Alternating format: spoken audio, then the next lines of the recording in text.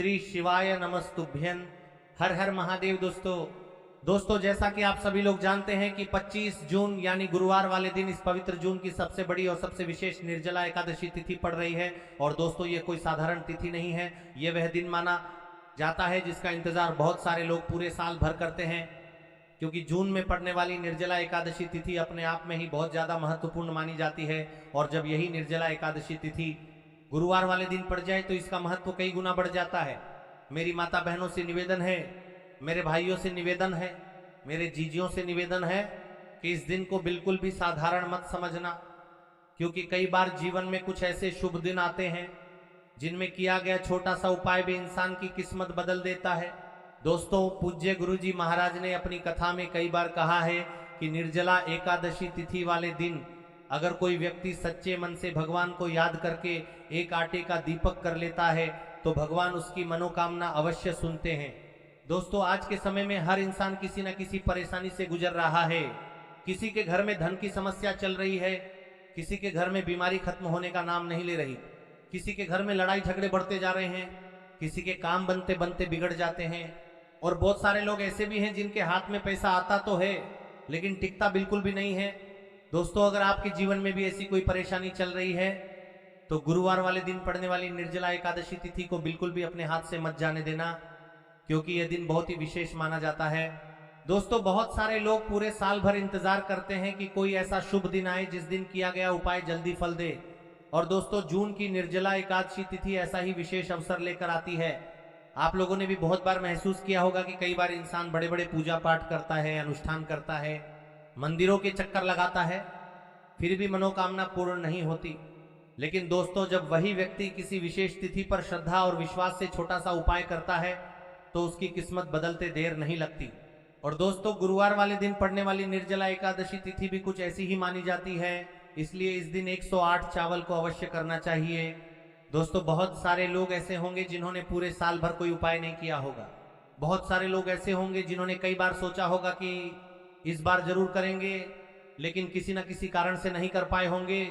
पर दोस्तों भगवान हर व्यक्ति को एक ना एक मौका जरूर देते हैं और 25 जून का यह शुभ दिन भी शायद आपके जीवन का वही मौका हो सकता है।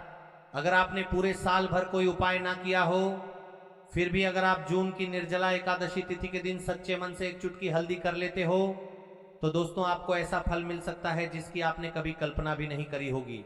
क्योंकि दोस्तों विशेष तिथि पर किया गया छोटा सा उपाय भी कई गुना ज्यादा फल देता है। और जब बात गुरुवार वाले दिन पड़ने वाली निर्जला एकादशी तिथि की आ जाए तो इसका महत्व और भी ज्यादा बढ़ जाता है।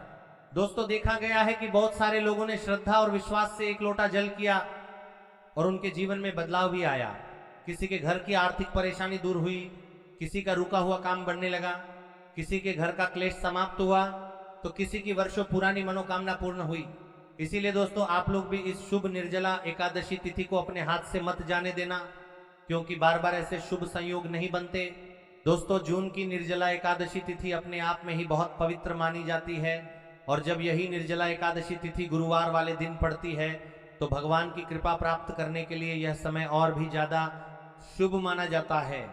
और दोस्तों जब बात 5 धतूरे की आती है तो इसका महत्व और भी ज्यादा बढ़ जाता है, क्योंकि 11 चावल ऐसा उपाय माना जाता है जिसे अगर कोई व्यक्ति श्रद्धा और विश्वास से करे तो भगवान उसकी प्रार्थना अवश्य सुनते हैं।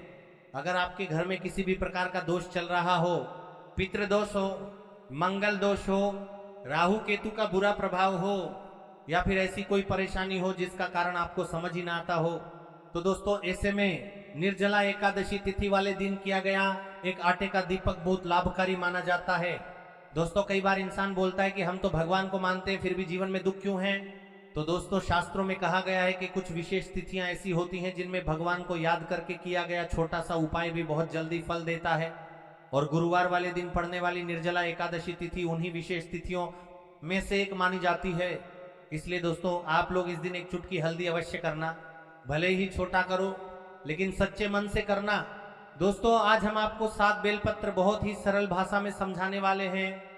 इस वीडियो को देखने के बाद आपको किसी दूसरी वीडियो को देखने की जरूरत नहीं पड़ेगी, क्योंकि हम आपको एक एक बात बहुत अच्छे से समझाएंगे कि यह उपाय किसको करना है, किस समय करना है, कैसे करना है और किस भावना से करना है।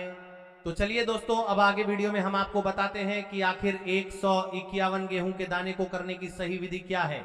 लेकिन उससे पहले अगर आप लोग हमारे चैनल पर नए हैं तो चैनल को सब्सक्राइब जरूर कर लेना, वीडियो को लाइक कर देना और कमेंट बॉक्स में श्री शिवाय नमस्तुभ्यं नमः शिवाय जरूर लिख देना। तो देखिए महाराज जी, अब हम बात कर लेते हैं 7 चावल के दाने। 5 आटे के दीपक सिर्फ आपकी साधारण मनोकामनाएं पूरी करेगा, बल्कि घर परिवार में शांति, सुख और समृद्धि का भी स्थायी साधन बनेगा। यह उपाय कोई कठिन साधना नहीं है। इसमें न तो बड़ी बड़ी सामग्री चाहिए, न ही जटिल अनुष्ठान, बस श्रद्धा चाहिए, भक्ति चाहिए और शुद्ध भाव चाहिए। याद रखिए, उपाय करते समय केवल एक ही संकल्प हो आपके मन में, हे भोलेनाथ, हे गणेश जी, हे माता लक्ष्मी, मैं आपकी शरण में आया हूं, मेरी समस्याएं दूर करो और मुझे सही मार्ग दिखाओ। सबसे पहले हम इस उपाय को करने के समय के बारे में बात कर लेते हैं, यानी कि आपको किस समय करना है। देखिए, उपाय का सही समय भक्तों, कोई भी उपाय तभी सिद्ध होता है जब वह सही समय पर किया जाए। इसलिए आज मैं आपको बहुत विस्तार से बताऊंगा कि यह उपाय कब और कैसे करना है। सुबह का समय, सबसे पहले हम इस समय के बारे में बात कर लेते हैं। प्रातःकाल का समय शिव पूजन और उपाय के लिए सर्वश्रेष्ठ माना गया है। आप सुबह 7 बजे से 12 बजे के बीच इस उपाय को कर सकते हैं। अगर आपके पास जल्दी का समय है तो 7 से 8 बजे के बीच करना सर्वोत्तम है। सुबह सबसे पहले शिवलिंग पर जल चढ़ाया जाता है, इसलिए इस उपाय की शुरुआत भी जल से ही होगी। अब महाराज जी, हम बात कर लेते हैं विशेष प्रदोष काल के समय के बारे में। प्रदोष काल का समय कई माताएं, बहनें या घर के लोग सुबह के समय व्यस्त रहते हैं। ऐसे लोग इस उपाय को शाम के समय प्रदोष काल में कर सकते हैं। प्रदोष काल का समय साधारण सूर्यास्त से लगभग 2 घंटे पहले से 1 घंटे बाद तक माना जाता है।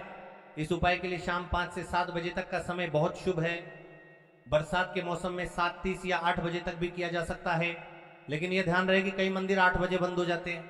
अब यहीं पे कई सारे लोग हमसे ही प्रश्न कर लेते हैं कि महाराज जी, आप ही बता दीजिए कि सबसे उत्तम समय कौन सा है। तो देखिए, कौन सा समय चुने। अगर आप दोनों उपाय 31 चावल और 5 दीपक साथ करना चाहते हैं तो सुबह का समय चुने। अगर आप केवल दीपक वाला उपाय करना चाहते हैं तो प्रदोष काल का समय भी उत्तम है, लेकिन यदि मनोकामना की पूर्ति और संपूर्ण फल की इच्छा रखते हैं तो सुबह का समय सबसे श्रेष्ठ रहेगा। उपाय की सामग्री के बारे में जान लेते हैं। अब देखिए महाराज जी, हम अब बात कर लेते हैं 7 चावल के दाने वाले उपाय के बारे में। ठीक है, देखिए, आपको 5 आटे की दीपक और 7 चावल के दाने वाले उपाय को साथ में ही करना है। लेकिन सबसे पहले हम बात कर लेते हैं 7 चावल के दाने वाले उपाय के बारे में। 7 चावल के दाने 7 अंक का विशेष महत्व है। यह पूर्णता और 7 लोकों का प्रतीक है। ध्यान रहे, ये चावल शुद्ध और अखंड होने चाहिए। फूटे हुए या टूटा हुआ कोई भी दाना नहीं चलेगा। इन्हें आप अपने घर की रसोई से भी ले सकते हैं, लेकिन अगर घर के चावल टूटे फूटे हैं तो नजदीकी किराना या अनाज की दुकान से ताजे चावल ले आइए। 7 दाने अलग कर एक छोटी कागज की पुड़िया या पूजा की डिब्बी में रख लीजिए। अब देखिए महाराज जी, हमारे साथ चावल के दाने तो हो गए, यानी कि आपके साथ चावल के दाने निकल कर रख लेना है। अब हम बात कर लेते हैं 5 आटे के दीपक के बारे में। 5 आटे के शुद्ध दीपक, 5 आटे के दीपक, ये दीपक साधारण गेहूं के आटे से बनाए जाएंगे। दीपक बनाते समय इसमें न नमक मिलाना है, न हल्दी आटे से, बस सादा शुद्ध दीपक बनाना है। हर दीपक में गोल बत्ती की रुई का प्रयोग करना है। तेल इतना भरें कि दीपक पूरे उपाय के समय तक प्रज्वलित रहे। तेल आप सरसों या तिल का ले सकते हैं, ये दोनों ही भगवान शिव और देवी देवताओं को प्रिय है। कई सारे लोगों के मन में यहाँ प्रश्न भी रहता है, तो देखिए, इन उपायों को तो करना ही है। बाकी यदि कोई अन्य सामग्री लेकर जाना चाहते तो वो भी लेकर की जा सकता है। यदि आप सुबह के समय इस उपाय को करोगे तो आपको सबसे पहले एक शुद्ध 1 लोटा जल अवश्य लेकर जाना है। सबसे पहले महादेव की शिवलिंग पर आपको 1 लोटा जल समर्पित करना है, क्योंकि सुबह का समय है, इसीलिए शिव जी की शिवलिंग पर जल चढ़ेगा। उसके पश्चात हमें इस उपाय को करना है। अब जैसे कि कोई अन्य सामग्री लेकर के जाना चाहता है, बेलपत्र, पुष्प, चंदन या धूप अगर आप साथ ले जाना चाहें तो और भी उत्तम, पर याद रहे ये सिर्फ अन्य सामग्री है। मुख्य सामग्री सिर्फ 7 चावल 5 आटे के दीपक। तो अब देखिए महाराज जी, हम सबसे पहले बात कर लेते हैं 5 आटे के दीपक बनाने की विधि, यानी कि आपको 7 चावल 5 आटे के दीपक बनाने की विधि, यानी कि आपको 5 आटे के दीपक बनाने की विधि, यानी कि आपको 7 चावल 5 आटे के दीपक बनाने की विधि, यानी कि आपको 7 चावल 5 आटे के दीपक बनाने की विधि, यानी कि आपको 7 चावल 5 आटे के दीपक बनाने की विधि, जो भी आपको 7 चावल 5 आटे के दीपक बनाने की विधि, यानी कि आपको 7 चावल 5 आटे के दीपक बनाने की विधि, यानी कि आपको 7 चावल 5 आटे के दीपक बनाने की विधि, यानी कि आपको 7 चावल 5 आटे के दीपक बनाने की विधि, यानी कि आपको 7 चावल 5 आटे के दीपक बना क्या क्या सामग्री मिलनी है और क्या नहीं मिलनी है। कई सारे लोग गलत तरीके से भी बनाते हैं। तो देखिए, अब सबसे पहले गेहूं के आटे को एक साफ बर्तन में लीजिए, इसमें पानी डालकर हल्का सा गूंथ लीजिए। ध्यान रहे आटा बहुत सख्त भी ना हो और बहुत ढीला भी ना हो। अब इससे 5 छोटे दीपक बनाएं। दीपक बनाने का भाव होना चाहिए, हे प्रभु ये दीपक मेरे जीवन के अंधकार को मिटाने के लिए हैं। हर दीपक के बीच में जगह बनाइए ताकि उसमें रुई की बत्ती रखी जा सके। अब रुई से 5 गोल बत्तियां बनाइए, दीपकों में बत्तियां रखकर उन्हें तेल से भर दीजिए। तेल इतना होना चाहिए कि जब तक आप पूरा उपाय कर लें दीपक जलते रहे। ध्यान रहे दीपक टूटे नहीं और बराबर आकार के हों। इन दीपकों को एक साफ थाली या पत्तल में रखकर पूजा सामग्री के साथ मंदिर ले जाइए। विशेष ध्यान दें, आटे के दीपक बनाते समय हल्दी या नमक का प्रयोग बिल्कुल न करें। दीपक बनाते समय मन में शिव जी का नाम लें, ओम नमः शिवाय का जप करते रहें। ये दीपक ही इस उपाय की आत्मा है, क्योंकि इन्हीं से आपकी मनोकामनाएं पूर्ण होंगी। अब देखिए महाराज जी, हम बात कर लेते हैं एक निश्चित समय के बारे में, यानी कि आपको सुबह के समय उपाय करना है या प्रदोष काल के समय करना है। क्योंकि मेरी अन्य माता बहनें रहती है जो सुबह के समय उपाय करना चाहती है लेकिन उनके पास समय नहीं रहता है, तो मैं प्रदोष काल के समय भी कर सकती है। अब देखिए महाराज, हम चने की दाल के उपाय के बारे में जान लेते हैं। तो देखिए, धन संबंधी परेशानियां धीरे धीरे घटने लगती हैं, आर्थिक स्थिति बेहतर होने लगती है, पारिवारिक संबंधों में स्नेह और समझ बढ़ती है। जिन इच्छाओं का मन में लगातार अभाव रहा उन पर वास्तविक परिवर्तन देखने को मिलता है। ध्यान रहे, ये लाभ श्रद्धा और कर्म दोनों से जुड़े हैं। शिव की कृपा तो मिलेगी पर प्रयास भी साथ रखिए। तो देखिए भक्तों, अब हम बात कर लेते हैं 7 चने की दाल के उपाय के बारे में। देखिए, ये सबसे बड़ा और विशेष महा उपाय है। ये केवल विशेष तिथि पर ही किया जाता है और इस उपाय को केवल वह व्यक्ति कर सकते हैं जिनके जीवन में धन की समस्या है, जिनके पास पैसा आते ही रुक जाता है या कहीं अटक जाता है, जिन्हें मेहनत के बावजूद कभी आर्थिक उन्नति नहीं मिल पाती, जिन्हें बार बार कर्ज और तंगी का सामना करना पड़ता है। उन सबके लिए यह उपाय अमृत के समान है। सिर्फ 7 चने की दाल, बस इतना सा करना है और देखना भक्तों, आपके जीवन में कैसा दिव्य परिवर्तन होता है, कब और कैसे करना है। अब मैं आपको इस उपाय की संपूर्ण विधि बताता हूं। सबसे पहले आपको 7 चने की दाल तैयार करनी है। ध्यान रहे, 7 चने की दाल यानी एक चने में 2 दाने होते हैं, उस हिसाब से बिल्कुल 7 दालें। और इन 7 दालों का कोना टूटा हुआ नहीं होना चाहिए। ये शुद्ध, अखंड और साफ सुथरे होने चाहिए। इस उपाय को भी आपको शिव मंदिर में ही करना है।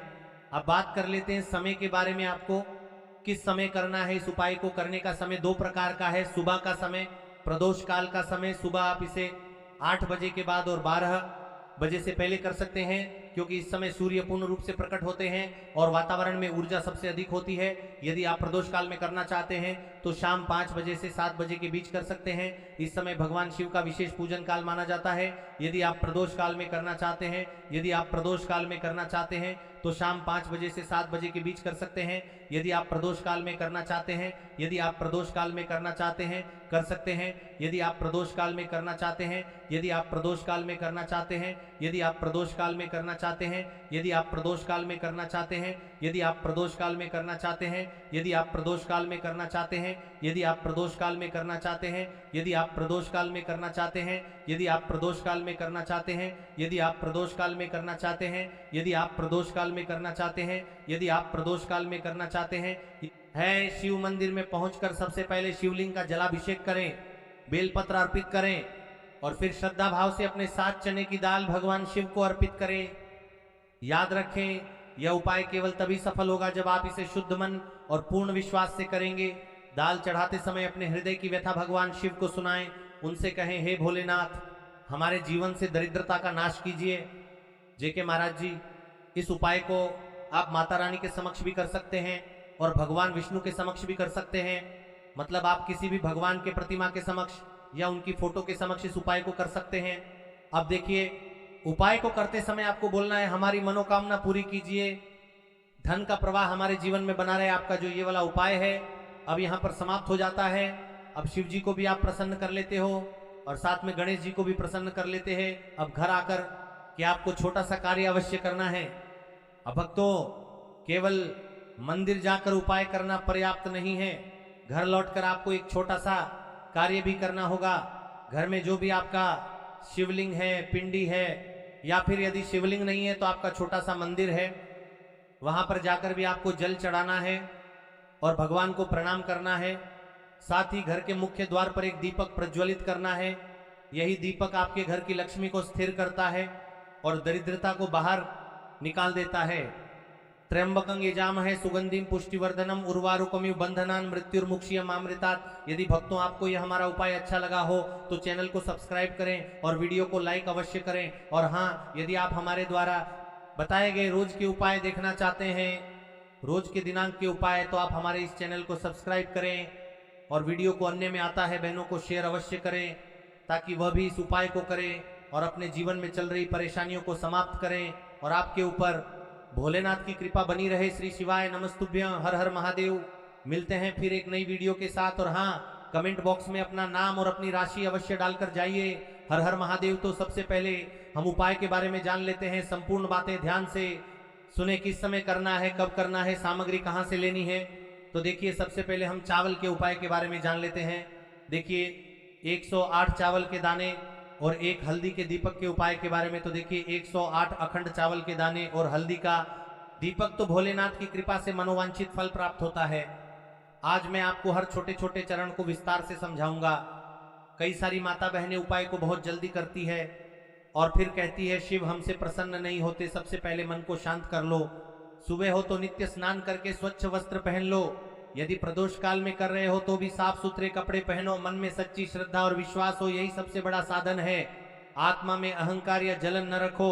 उपाय केवल शिव मंदिर में किया जाना अनिवार्य है, घर में नहीं, मंदिर में ही करना है। 108 अखंड चावल के दाने, एक दाना पूरा फटा हुआ ना हो, बाजार का ले सकते हो या घर की रसोई के दाने भी चलेगा। हल्दी का दीपक, जो कि गेहूं के आटे से दीपक बनाए और उसमें हल्दी पीसी अच्छी मात्रा में मिलाए। नमक बिल्कुल न डालना है। दीपक में रुई की बत्ती लंबी और तेल भरे। तेल के लिए तिल का तेल आदर्श है, पर आप तिल, सरसों, साधारण दीप तेल में से कुछ चुन सकते हो। कम से कम इतना तेल डालें कि दीपक स्थिर जलता रहे। हमें इस उपाय को यदि सुबह के समय कर रहे हैं तो आपको एक लोटा शुद्ध जल शिवलिंग पर जलाभिषेक के लिए लेकर के जाना है। यदि आप इस उपाय को करने के साथ में कोई अन्य सामग्री भी लेकर के जाना चाहते हैं तो आप वो भी लेकर के जा सकते हैं, ठीक है। जैसे कि फूल, कुछ ताजा पुष्प, 1-2 पुष्प मंदिर के लिए और 1 पुष्प घर ले जाकर रखने के लिए। यदि आप इस उपाय को करने